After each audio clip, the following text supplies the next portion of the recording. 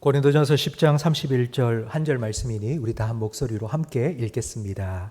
그런즉 너희가 먹든지 마시든지 무엇을 하든지 다 하나님의 영광을 위하여 하라. 아멘. 지난 한 주간 충전의 시간을 가질 수 있도록 우리 성도님들 교회에서 또 허락해 주셔서 진심으로 감사드립니다. 우리 좌우에 계신 분과 함께 인사 나누겠습니다. 잘 오셨습니다. 은혜 많이 받으세요. 연말이 되면 각 방송국에서 연예 대상 이런 시상식을 합니다. 거기에 대상을 받은 연예인들이나 아니면 올림픽에 나가서 금메달을 딴 우리 선수들 인터뷰를 하면 그중에 간혹 예수 믿는 사람들이 있습니다. 그분들이 이렇게 말하는 것을 들을 수 있는데요. 이 모든 영광을 하나님께 올려드립니다. 이런 말을 들으면 같이 예수 믿는 사람으로서 이게 뿌듯합니다. 그런데 한편으로는 이런 생각이 들기도 합니다. 저런 분들을 통해서 하나님 영광 받으시면 나 같은 사람을 통해서는 하나님 어떻게 영광을 받으실 수 있겠나? 나 같은 사람을 통해서도 과연 하나님 영광을 받으시겠나? 이런 생각이 들기도 합니다. 상을 받고 메달을 걸어야 하나님 영광을 받으시고 그냥 저냥 평범하게 하루하루를 살아가는 우리 같은 사람을 통해서 하나님께서 영광을 받으실 수 있나라는 생각, 의외로 교회 다니는 많은 분들이 이런 생각을 합니다. 열심히 교회에서 신앙생활하고 있는 청년들, 주일 예배 꼬박꼬박 참석하고요. 수요 예배 금요기도회에 와서 기도 열심히 하고요.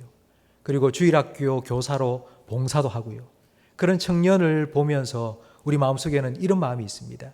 아이고, 좀 공부나 열심히 해야지. 좋은 학교 입학하고 좋은 직장 취업해야지 하나님 영광이 되지. 저래가지고 열심히 교회를 섬긴다고 저래가지고 하나님 영광 되겠나. 이런 생각을 하는 분들이 교회에 의외로 많습니다. 만약 좋은 학교 입학하고 좋은 직장에 취업해야지만 하나님 영광 받으신다면 하나님께서는 자기의 영광을 위해서 교회 다니는 모든 분들 우리나라의 최고로 좋은 대학교에 다 입학시켜 주시고요. 좋은 직장에 다 취업시켜 주셔야죠. 그런데 현실은 그렇지 않습니다. 우리 교회에 그렇게 좋은 대학에 다니고 좋은 직장에 취업한 분들보다는 그렇지 않은 분들이 더 많습니다. 만약 그런 교회가 이 땅에 존재한다면 과연 그 교회에 누가 오겠습니까? 야, 저 교회는 우리 같은 사람은 갈 교회가 아니야. 저런 교회는 우리하고는 안 맞아. 이런 생각하지 않겠습니까? 동네 예배를 마치고 동네 식구들이 모여서 두런두런 이야기를 나누는 걸 들어보면 다 감사한 이야기들만 나눕니다. 이번에는 이렇게 잘 됐고 우리 아들이 이렇게 잘 됐고 뭐가 잘 됐고 그런 얘기만 합니다. 근데 힘들다는 얘기, 어렵다는 얘기, 그래서 너무너무 지금 내가 힘드니까 좀 기도해달라는 감사의 제목은 많이 나누는데 기도 제목은 나누는 게 별로 없습니다. 왜 그럴까요? 힘든 일을 겪으면서 육신의 질병이나 시험의 낙방이나 사업의 실패나 이런 일들을 겪은 게 하나님 영광이 되기보다는 하나님 영광 가린다고 생각하는 분들이 너무 많은 거예요. 내가 이런 이야기를 꺼내서 기도 좀 해달라고 부탁하는 게 하나님 영광 가리는 것 같다 생각을 하기 때문입니다. 여러분, 좋은 학교 입학해야 하나님 영광이 됩니까? 성공하고 출세해야지만 하나님 영광 받으신다. 여러분, 이런 생각이 과연 성경적일까요? 하나님은 어떻게 생각하실까요? 오늘 우리가 함께 읽은 고린도전서 10장 31절 말씀해 보니 먹든지 마시든지 무엇을 하든지 하나님 영광을 위하여 하라고 말씀합니다. 이 말씀은 하나님 영광을 위하여서 먹고 마시라는 말씀입니다. 하나님 영광을 위하여 출세하고 성공해라 이렇게 말씀하고 있지 않습니다. 하나님 영광을 위해서 먹고 마시라고 말씀합니다. 먹고 마시는 일상의 모든 순간이 하나님 영광을 위하여 살아가는 삶이 될 수 있다는 의미입니다. 1등이 아니어도 금메달을 목에 걸지 못해도 그냥 하루하루 평범하게 살아가는 우리의 삶을 통해서도 하나님 영광을 위하여 살아갈 수 있다는 뜻입니다. 성경은 하나님 영광을 위하여 먹고 마시라고 말씀합니다. 그런데 사람들은 하나님 영광을 위하여 성공하고 출세하라고 말합니다. 왜 그럴까요? 왜 사람들은 성경 말씀과는 다른 이야기를 계속하는 걸까요? 그 이유는 하나님 영광을 빌미로 해서 성공하고 출세해서 내가 영광을 누리고 싶은 마음이 있기 때문입니다.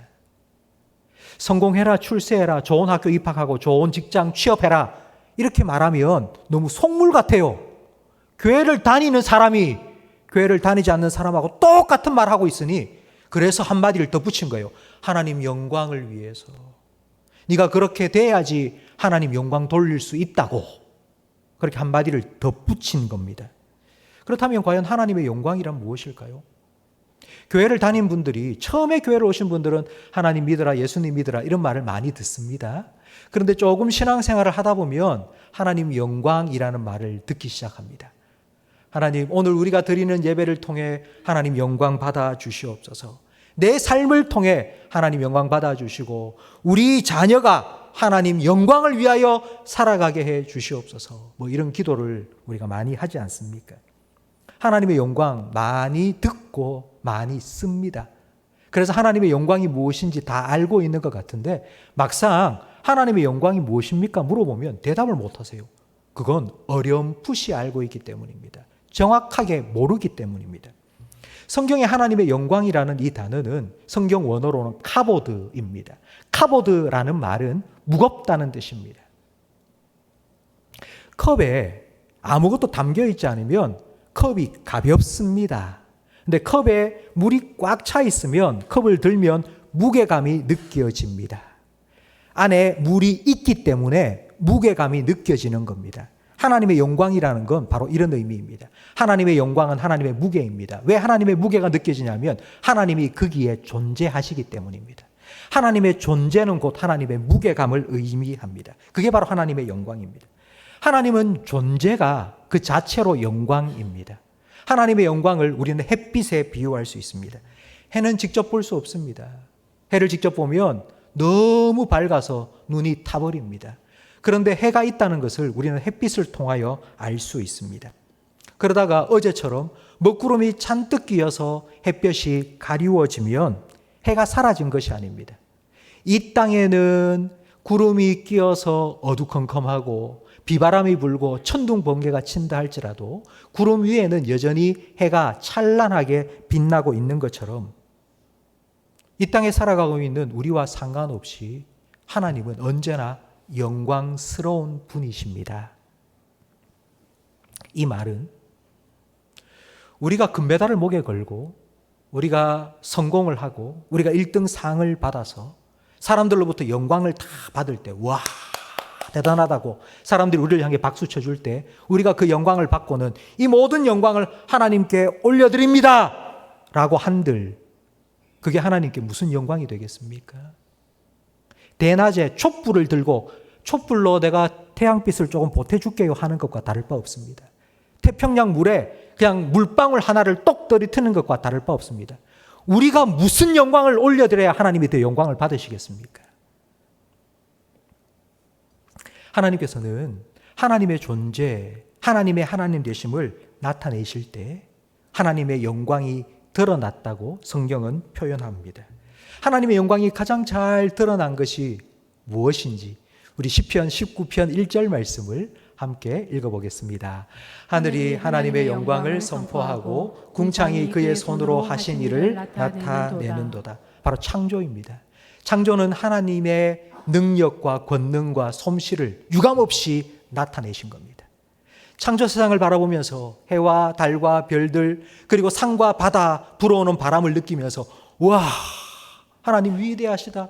하나님 정말 대단하십니다. 이렇게 찬양해야 되는데 감사해야 되는데 죄인인 사람들은 어두워진 거예요. 눈이 어두워진 거예요. 마음이 어두워진 거예요. 하나님이 만드신 하나님의 창조 세계를 보면서 우상을 만드는 거예요. 와 바다에 신이 있고 용왕님이 있고 산신령이 있고 그래서 하나님께서는 사람이 알아볼 수 있도록 하나님의 하나님 되심을 좀 더 구체적이고 의도적으로 사람에게 나타내 주십니다. 그게 바로 하나님의 영광입니다. 마치 햇빛이 돋보기를 통과해서 한 곳에 집중하듯이 하나님께서는 그렇게 우리들에게 하나님의 영광을 나타내 주시는데, 성경에 보면 3번 하나님께서 자신의 영광을 집중적으로 나타내 주셨습니다. 구약에 2번, 신약에 1번 나오는데요. 그럼 구약에 언제 하나님께서 하나님의 영광을 나타내 주셨는지 우리 성경 말씀을 2구절을 읽어보겠습니다. 먼저 출애굽기 40장 34절 말씀을 함께 화면을 보면서 읽겠습니다. 구름이 회막에 덮이고 여호와의 영광이 성막에 충만하매 모세가 회막에 들어갈 수 없었으니 이는 구름이 회막 위에 덮이고 여호와의 영광이 성막에 충만함이었으며. 광야 생활을 하던 이스라엘 백성이 광야에서도 하나님을 예배하기 위해 성막을 만들었습니다. 그때 하나님께서 그 성막에 찾아오셔서 하나님의 영광 충만하게 드러내셨습니다. 또 한 번은 언제인지 열왕기상 8장 11절 말씀도 함께 읽겠습니다. 제사장이 그 구름으로 말미암아 능히 서서 섬기지 못하였으니 이는 여호와의 영광이 여호와의 성전에 가득함이었더라. 솔로몬이 성전을 다 짓고 나자 하나님께서 그 성전 가운데 찾아오셔서 하나님의 영광으로 충만케 해 주신 것입니다. 모세의 성막과 솔로몬의 성전에 하나님께서 찾아오셔서 하나님의 영광을 충만하게 드러내셨습니다. 이 2번의 구약에 하나님의 영광이 충만하게 임한 이 일들을 보면서 우리는 한 가지 아주 중요한 사실을 깨닫게 됩니다. 하나님의 영광은 우리가 하나님께 드리는 것이 아니라 하나님께서 우리에게 드러내신 것입니다. 다시 말씀드립니다. 하나님 영광은 우리가 하나님께 드리는 게 아니라 하나님께서 우리에게 드러내신 것입니다. 그렇다면 신약에 한번 하나님의 영광이 우리 모든 사람들이 알 수 있도록 하나님께서 의도적으로 나타내신 것이 무엇인지 우리 요한복음 1장 14절 말씀을 함께 읽겠습니다.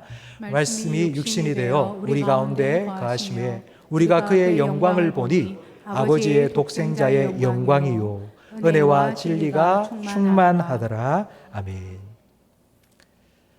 하나님의 영광을 우리 모든 사람들이 다 볼 수 있도록 하나님께서는 예수님을 이 땅에 보내주셨습니다. 요한복음을 읽어보면 예수님께서 하신 일들이 기록되어 있는데 예수님 하시는 일들마다 하나님의 영광을 나타내셨습니다. 그 중에 제일 첫 번째 요한복음에서 하나님의 영광을 예수님을 통하여서 나타내신 게 바로 첫 번째 표적, 기적, 갈릴리 가나 혼인잔치에서 물로 포도주를 만든 기적입니다. 그런데 이 기적의 마지막 말씀이 요한복음 2장 11절 말씀에 기록되어 있습니다. 그 파장 분위기였던 잔치가 다시 잔치로 회복되었더라. 그래서 신랑 신부가 행복하게 살았더라. 이렇게 기적이 끝난 것이 아닙니다. 그 기적은 무엇으로 끝나는지 우리가 함께 읽겠습니다. 예수께서 이 첫 표적을 갈릴리 가나에서 행하여 그의 영광을 나타내시며 제자들이 그를 믿으니라. 그의 능력을 나타내셨다도 아니고요. 그의 영광을 나타내셨다고요. 예수님께서 이 표적을 행하심으로 예수님께서 하나님 보내신 구원자고 하나님의 아들이시라는 것을 나타내 보이신 것입니다. 요한복음 9장에 보면 날 때부터 앞을 보지 못하는 시각장애인을 예수님과 제자들이 만났습니다. 그때 제자들이 예수님께 이렇게 질문하죠. 그 사람에 대해서. 누구의 죄 때문입니까? 예수님, 이 사람이 날 때부터 앞을 보지 못하는 장애를 갖게 된 건 부모의 죄 때문입니까? 아니면 이 사람의 죄 때문입니까? 라고 물었습니다. 그때 예수님께서 대답하셨습니다. 요한복음 9장 3절 말씀을 함께 읽어보겠습니다. 예수께서 대답하시되 이 사람이나 그 부모의 죄로 인한 것이 아니라 그에게서 하나님이 하시는 일을 나타내고자 하심이라. 아멘. 시각장애인으로 태어나서 지금까지 살아온 이 사람, 요한복음 9장 말씀을 계속 읽어보면 이 사람은 장성한 사람이라고 되어 있습니다. 장성했다는 말은 30살이 넘었다는 말입니다. 날 때부터 앞을 보지 못하고 30이 넘도록 살아왔습니다. 자기 몸 하나도 제대로 건사하지 못하는 그런 버거운 인생을 살아온 이 사람. 과연 이 사람이 어떻게 하나님께 영광 돌리는 삶을 살 수 있겠습니까? 주변에 있는 많은 사람들은 그 장애인을 보면서 아마 이렇게 말했을 겁니다. 아이고 하나님 영광 가린다. 아이고 영광 가린다. 그런데 그 사람을 향하여서 예수님께서 이렇게 말씀하셨어요. 그에게 하나님 하시는 일을 나타내고자 하나님 영광을 이 사람을 통해서 내가 나타내겠다고. 하나님이 하신 일을 드러내겠다고. 성도 여러분, 제가 오늘 설교를 시작하면서 여러분에게 이렇게 말씀을 드렸습니다. 성공하고 출세해야 하나님 영광을 받으십니까? 좋은 학교 입학하고 좋은 직장에 취업해야지, 그래야지 우리가 하나님 영광 돌릴 수 있습니까? 아니요, 그렇지 않습니다. 우리가 뭘 해서, 우리가 뭘 대단한 일을 해서 하나님께 영광을 돌릴 수 있는 것이 아닙니다. 이 시각장애인처럼 아무것도, 자기 몸 하나도 건사할 수 없는 이런 장애인도 하나님께서 찾아오셔서 하나님께서 하시는 일을 나타내시면 그 사람을 통해서도 하나님께서 하나님의 영광을 나타내실 수 있습니다. 성도 여러분, 여러분도 마찬가지입니다.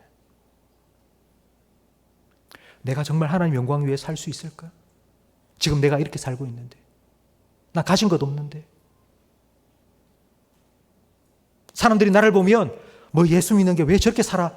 이렇게 손가락질 할 수 있는데, 이런 나를 통해서 과연 하나님 영광을 받으신다고? 이런 내가 어떻게 하나님 영광을 위하여 살아갈 수 있냐고.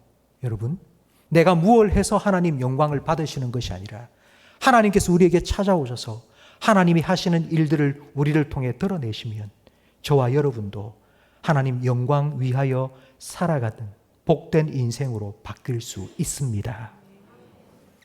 이렇게 하나님 영광을 위하여 살아가는, 하나님 영광을 드러내신 결과가 무엇인지, 하나님께서 우리에게 찾아오셔서 하나님의 영광을 우리의 삶에 드러내신 이유가 무엇이고 그 결과가 무엇인지 우리는 요한복음 2장 11절 말씀으로 돌아가서 다시 한번 읽어보겠습니다.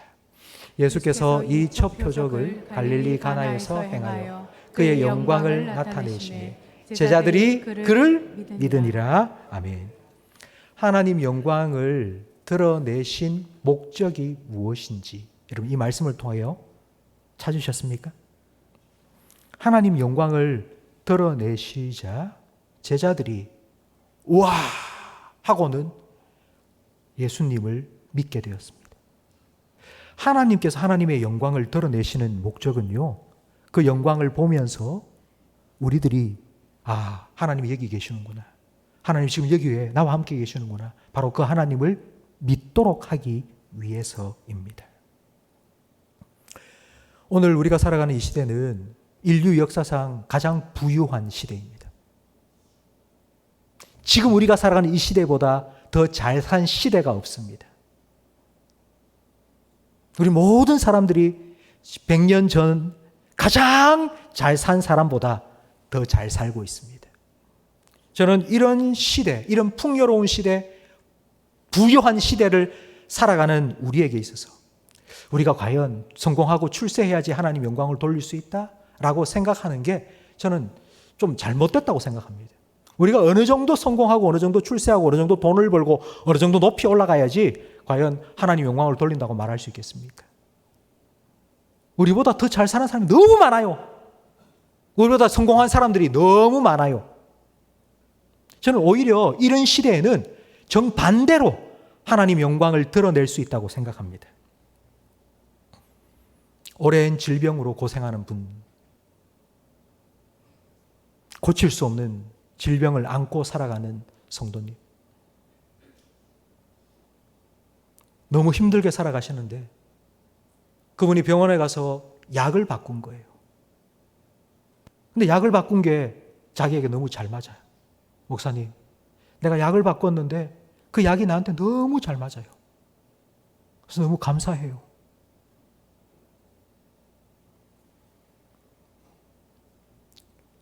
평생 고칠 수 없는 질병을 안고 살면서도 약을 바꾼 게 자기한테 너무 잘 맞아서 그것 때문에 감사하다고 말할 수 있는 건 여러분 세상에 무엇으로 설명할 수 있겠습니까? 하나님이 아니고서는 이해가 되지 않는 겁니다. 저는 오히려 이렇게 없고 연약한 그런 성도들을 통하여서 하나님의 하나님 되심이 더 드러나는 그런 시대가 되었다고 생각합니다. 우리는 큰 교회에서 큰 목회를 하는 목사님들을 잘 알고 있습니다. 아마 여러분들도 유튜브를 통해서 그런 목사님들 설교를 아마 많이 들으실 겁니다. 큰 교회에서 엄청난 목회를 하시는 그분, 유명한 목사님들. 그런 목회를 하시면 그 목사님을 통해서 하나님 큰 영광을 받으실 거라고 생각을 다 하시죠. 근데 저는 그런 분들만이 아니라 시골에서 5명, 10명, 80, 90 되신 어르신들 모시고 주의를 그대로 지키면서 그분들과 함께 그 자리를 지키면서 묵묵히 예배하고 그분들을 섬기는 그 목사님을 통해서도 저는 하나님의 영광이 드러난다고 믿습니다. 그건 하나님께서 나를 이곳으로 부르셔서 이 영혼을 내게 맡기셨다는 소명이 없이는 할 수가 없는 일이기 때문입니다.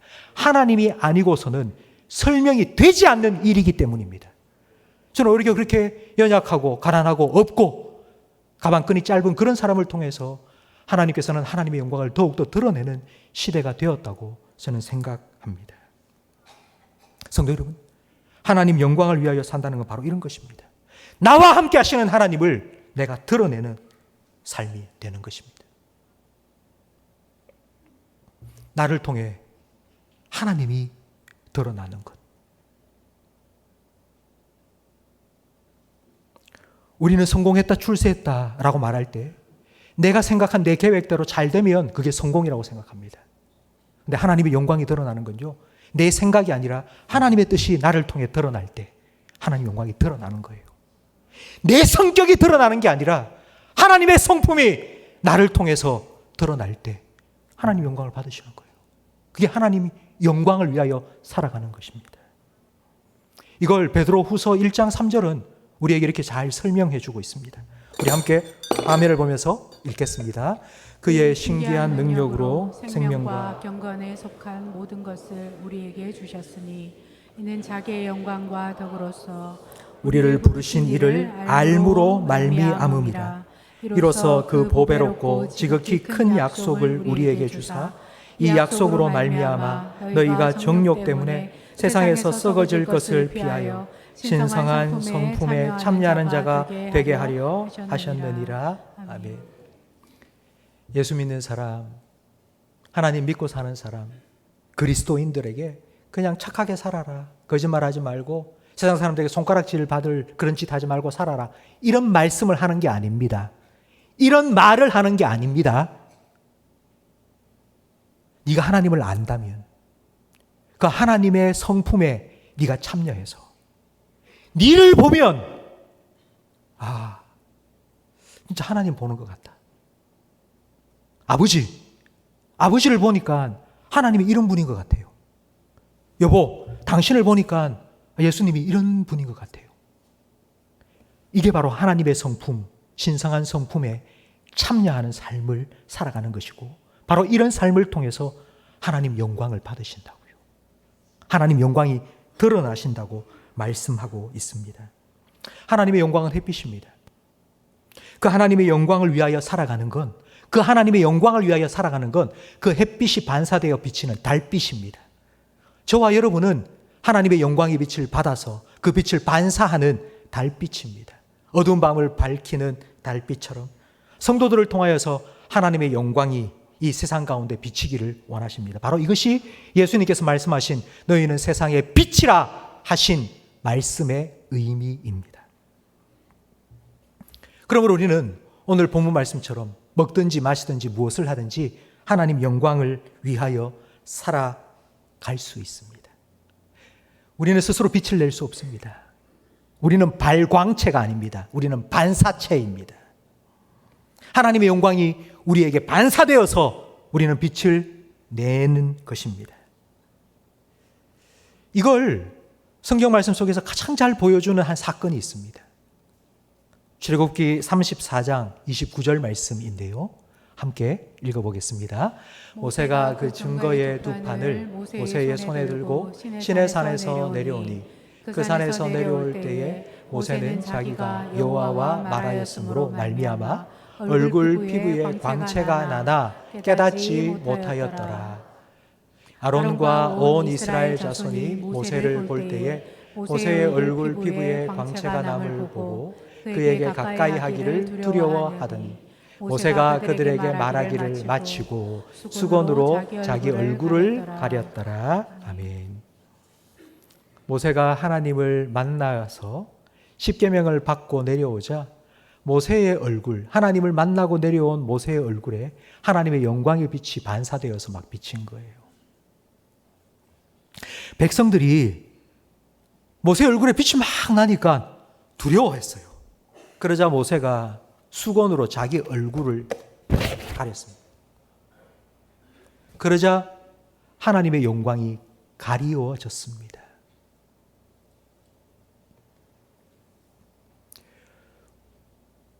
빛을 받으면 빛을 반사하는 건 당연한 이치입니다. 그런데 그 빛을 내지 못하는 건 두 가지 이유가 있기 때문입니다. 하나는 우리가 하나님을 가까이 하지 않고 멀리 하기 때문에 하나님의 빛을 받지 못해서이고요. 또 하나는 자기 스스로 그 빛을 수건으로 가렸기 때문입니다. 우리가 주일날 이렇게 교회에 와서 예배를 드리는 이유가 바로 하나님을 만나기 위해서입니다. 아니, 정확하게 말하면 우리가 하나님을 만나기 위해서 온 것이 아니라 하나님께서 여러분을 만나주시기 위해서 여러분을 이 예배 자리로 불러주신 겁니다. 세상에서 드라마 보고 스마트폰 보고 그렇게 살아왔던 우리를 좀 하나님 좀 만나서 하나님의 영광이 우리에게 비춰서 그 영광의 빛을 반사하여서 집에 가서 회사에 가서 학교에 가서 살아가라고 하나님께서 우리를 불러주시고 우리를 만나주시기 위해서 우리를 불러주신 겁니다. 그런데 우리가 세상에 나가서 하나님의 빛을 드러내고 하나님의 영광을 위해 살아가야 되는데 먹든지 마시든지 하나님 영광을 위하여 살아가야 되는데 하나님의 영광을 드러내지 못하는 이유는 두 번째 이유겠죠. 우리가 자꾸 가리는 거예요. 내가 교회 다니는 사람인지 몰랐으면 좋겠다.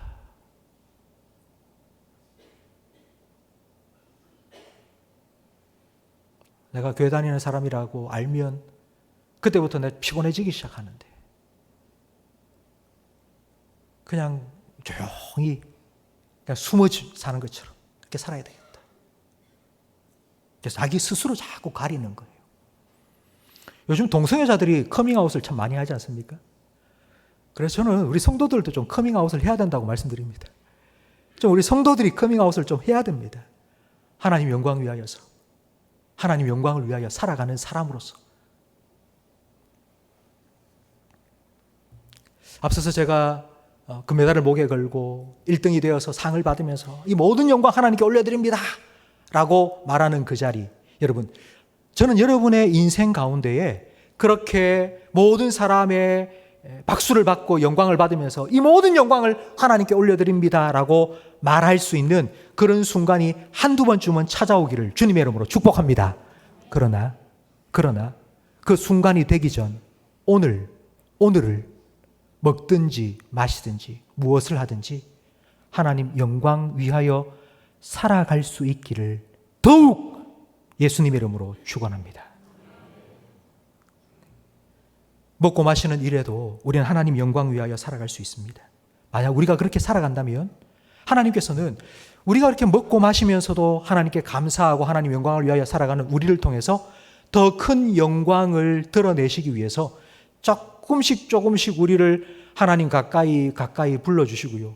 하나님께서 마치 등불을 켜서 등잔대 위에 높이 올리듯이 우리의 삶도 조금씩 높여주시고 올려주실 겁니다. 우리가 우리 스스로 성공하고 출세해서 내가 이렇게 높아져야지 하나님 영광을 돌릴 수 있다. 그게 아니고 우리가 먹든지 마시든지 하나님 영광 위하여 살아가면요, 하나님께서 그런 우리의 삶을 통하여 더 큰 영광을 드러내시기 위해서 우리를 조금씩 하나님 가까이 그리고 하나님께서 우리를 더 높여 주실 겁니다. 하나님의 영광스러운 분이십니다.